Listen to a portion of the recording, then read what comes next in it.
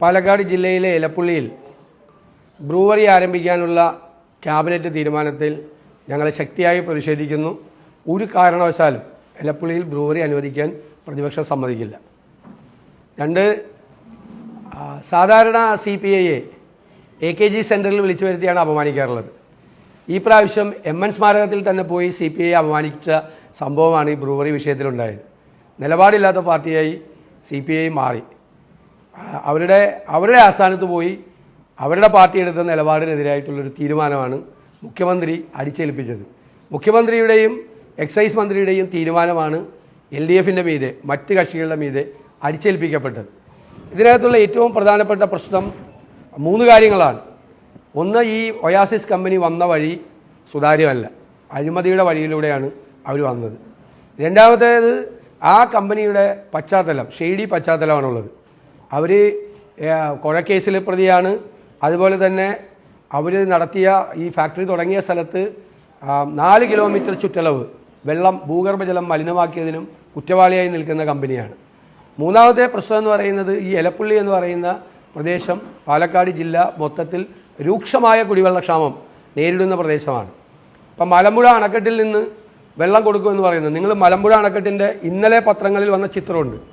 കന്നുകാലികൾ മേയാണ് Malampuzha അണക്കെട്ടിൻ്റെ catchment area. വെള്ളം പറ്റിയിട്ട് വെള്ളമില്ല. അവിടുത്തെ ഭൂഗർഭ ജലത്തിൻ്റെ അളവ് വളരെ താഴെയാണ്. അവിടെ ഒരു തരത്തിലും വെള്ളമില്ല. ആവശ്യമായ വെള്ളം വരണ്ട് കിടക്കുന്ന ഒരു പ്രദേശത്ത് ചെന്നിട്ടാണ് ഇത് കമ്പനി ഫുൾ സ്വിങ്ങിലാവുമ്പോൾ, അവർ പറയുന്ന കാര്യങ്ങൾ എല്ലാ പ്രോജക്റ്റുകളും പൂർത്തിയാവുമ്പോൾ ഏകദേശം ഒരു ദിവസം 80 ദശലക്ഷം ലിറ്റർ വെള്ളം, 80 ml വെള്ളം വേണ്ടി വരും. അത് ശരിക്കും കൊക്കക്കോള കമ്പനിക്ക് ആവശ്യമായ വെള്ളത്തിനേക്കാൾ കൂടുതൽ വെള്ളം ഈ കമ്പനിക്ക് ആവശ്യമായി വരും.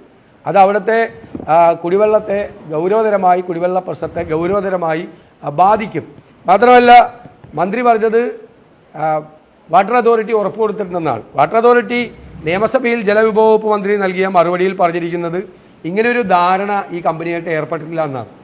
ഈ കമ്പനിയായിട്ട് ആ കമ്പനിക്ക് എത്തനോൾ പ്ലാന്റ് നിർമ്മിക്കുന്നതിന് വേണ്ടിയിട്ടുള്ള അനുമതിക്ക് വേണ്ടി IOCയിലേക്ക് അവർക്ക് കൊടുത്ത അപേക്ഷയുടെ കൂടെ വെക്കാൻ വേണ്ടിയിട്ടാണ് ഇവരൊരു കത്ത് കൊടുത്തത്. ആ കത്ത് തന്നെ വാട്ടർ അതോറിറ്റിയുടെ സൂപ്രണ്ടിംഗ് എഞ്ചിനീയർ കൊടുക്കാൻ പാടില്ല.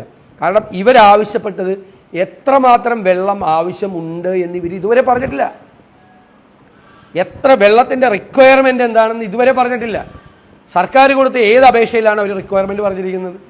എത്രമാത്രം വെള്ളം വേണ്ടി വരുമെന്ന് പറഞ്ഞിരിക്കുന്നത് എവിടെയാണ് മഴവെള്ള സംഭരണി കൊണ്ട് വെള്ളം നടത്തിയാൽ അവിടെ മാക്സിമം ഒരു വർഷം, ഒരു ദിവസമല്ല, ഒരു വർഷം 40 ലക്ഷം ലിറ്ററേ ഉണ്ടാക്കാൻ പറ്റുള്ളൂ.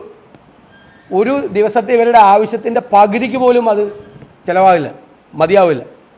40 ദശലക്ഷം ലിറ്റർ വെള്ളം ഒരു വർഷം മഴവെള്ളത്തിൽ ശേഖരിക്കാൻ പറ്റുന്നത്, ഒരു വർഷം ശേഖരിക്കാൻ പറ്റുന്നതാണ്. ഫുൾ സ്വിങ്ങിലായ 80 ദശലക്ഷം ലിറ്റർ വെള്ളം അവർക്കിവിടെ വേണം.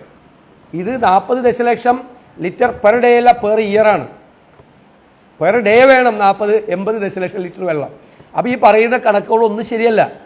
ഇവർ തെറ്റായ വഴികളിലൂടെയാണ് ഇവർ വന്നിരിക്കുന്നത്.